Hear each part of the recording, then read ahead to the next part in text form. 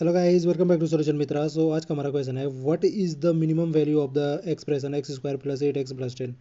तो हमारे पास ये क्वाड्रेटिक पॉलिनोमियल दिया गया है, द्विघात बहुपद। हमें क्या करना है, इसकी मिनिमम वैल्यू फाइंड करनी है। तो पहले तो ये बताओ कि जो हमारा वैल्यू होता है किसी भी पॉलिनोमियल का, वो कैसे निकलेगा। तो यहाँ पे ये हमारा जो पॉलिनोमियल है, ये इसमें एक वेरिएबल एक्स दिख रहा है आपको। तो ये एक्स की अगर मैं अलग अलग वैल्यू पुट करता हूँ, 1 2 ऐसे ऐसे करके कुछ भी पुट करूँगा, तो मुझे क्या मिलेंगे, इस पॉलिनोमियल की अलग अलग वैल्यू मिलती जाएंगी।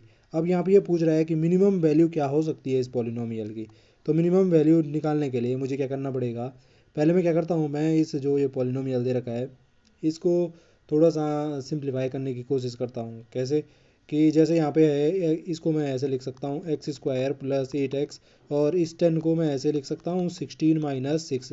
16 - 6 कितना होता है, 10 होता है। अब यहाँ पे देखिए, ये जो इतनी टर्म है, ये वाली, ये इतनी टर्म क्या है, हमारी परफेक्ट स्क्वायर है। किसकी परफेक्ट स्क्वायर है, x+4 का होल स्क्वायर।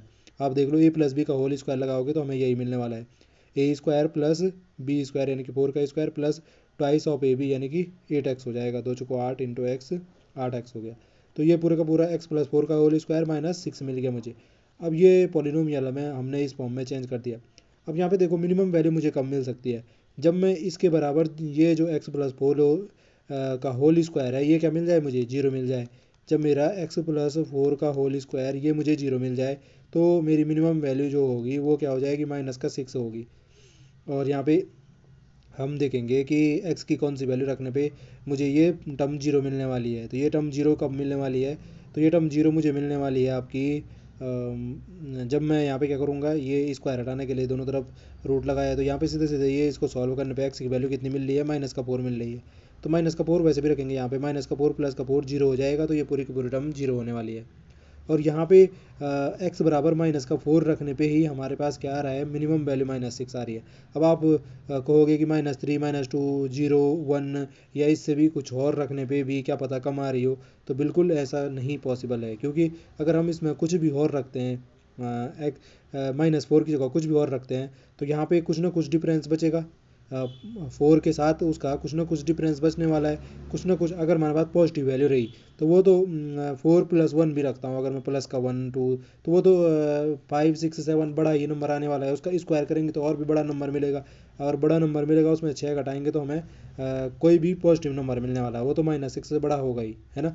अब यहाँ पे अगर आप माइनस का भी रखते हो, माइनस का भी अगर -4 के अलावा कुछ और भी रखते हो, तब भी हमें क्या मिलेगा, कोई ना कोई नंबर मिलने वाला है। और कुछ भी मिलेगा, उसको हम जब सॉल्व करेंगे तो -6 से क्या होगा, वो बड़ा ही होगा, -6 से बड़ा, -5 -4 -3 ऐसा कुछ भी हो सकता है। तो -6 क्या है, मिनिमम वैल्यू है। एक तो मेथड ये है, दूसरा मेथड क्या हो सकता है, ये थोड़ा भी आपको कॉम्प्लिकेटेड है, इसमें थोड़ा भी मतलब दिमाग लगाने की ज़रूरत पड़ रही है, क्या क्या करूँ कैसे करूँ। लेकिन फिर भी एक और इससे भी अच्छा मेथड ये है कि हम क्या करें, जो डिफरेंशिएशन मेथड होता है वो अप्लाई कर दें। डिफरेंशिएशन मेथड में क्या होता है, डिफरेंशिएशन मेथड में सबसे पहले तो हमारे पास ये एक फंक्शन दे रखा, पॉलिनोमियल y = क्या दे रखा है, x² प्लस 8x प्लस 10। अब हम क्या करते हैं यहाँ पे, इसको x के रिस्पेक्ट में क्या कर देते हैं, डिफ्रेंशिएट कर देते हैं। x के रिस्पेक्ट में डिफ्रेंशिएट करते हैं, यानी कि dy/dx, इसको y डैश भी लिखेंगे। और x के रिस्पेक्ट में इस पूरी के पूरे टर्म का डिफ्रेंशिएशन करने का मतलब हुआ कि हम क्या करते हैं, d/dx ऑफ ये पूरा का पूरा कर देते हैं, x² प्लस 8x और प्लस 10। आप जानते हो कि जो हमारे एडिशन सब्सट्रैक्शन में अलग अलग टर्म्स रहती है, हम उन पे क्या करते हैं, अलग अलग ऑपरेशन d/dx लगा सकते हैं। तो हम वही करेंगे, d/dx ऑफ x² पे लगाया तो क्या हो जाएगा, ये ट्वाइस ऑफ x हो जाएगा। x की पावर n का क्या होता है, n इंटू एक्स की पावर n-1, ये होता है हमारा d/dx ऑफ x की पावर n का। तो वही ये लगाया मैंने, 2x हो गया हमारा यहाँ से। और प्लस यहाँ पे d/dx ऑफ 8x कितना हो जाएगा, 8 तो बाहर कॉमन आ गया, और d/dx ऑफ x का कितना हो गया, 1 हो गया। ऐसे ही कोई भी कांस्टेंट टर्म है, d/dx ऑफ 10, ये कांस्टेंट टर्म है, इसका क्या हो जाता है, 0 हो जाता है। तो हमारे पास क्या मिला, 2x प्लस 8 मिला dy/dx करने पे। अब क्या करना है, इसको हमें क्या करना है, फिर से डिफ्रेंशिएशन करना है।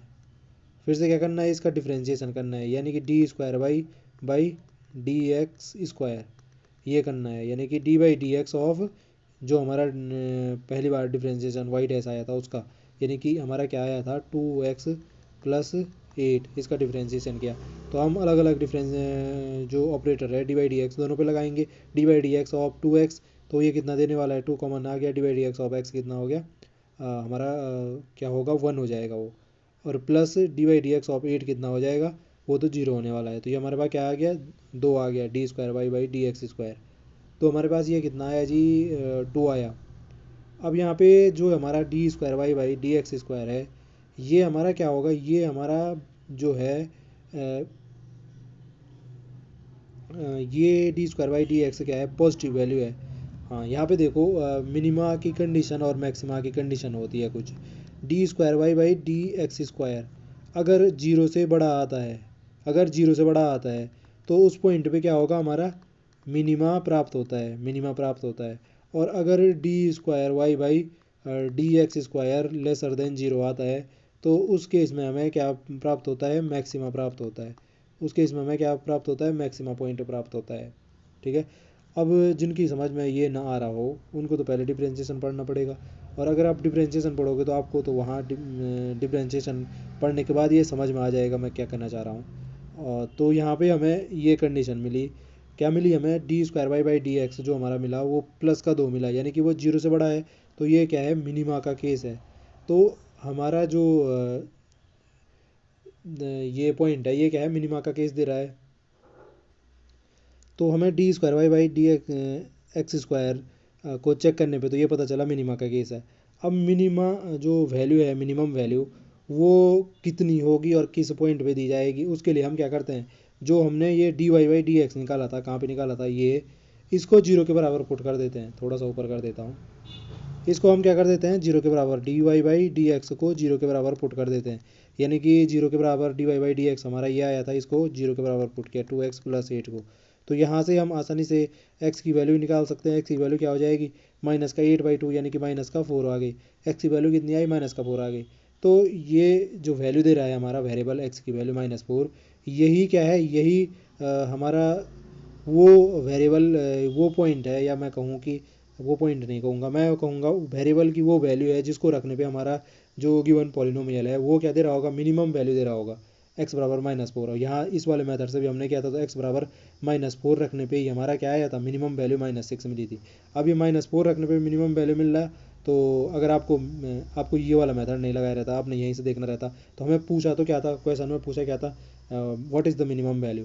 तो हमें पता चल गया, वो पॉइंट पता चल गया जिस जिस मतलब सॉरी वेरिएबल की वो वैल्यू, हाँ एक्स की वैल्यू वो पता चल गई जिसको रखने पे पॉलिनोमियल की जो वैल्यू है वो मिनिमम आएगी। हाँ वो पॉइंट भी कह सकते हैं। अगर हम ग्राफ पे देखेंगे तो x बराबर -4 पे वो पॉइंट मिलेगा जहाँ पे हमारा मिनिमा की कंडीशन आएगी। तो -4 रख दो इस पॉलिनोमियल में तो आपको मिल जाएगा, वो क्या बोलते हैं, मिनिमम वैल्यू मिल जाएगी। तो हमारा क्या है, ये है पॉलिनोमियल एक्स स्क्वायर प्लस, यहाँ पे फिर से लिख देता हूँ, x square plus 8x plus 10, ये हमारा क्या था, पॉलिनोमियल था।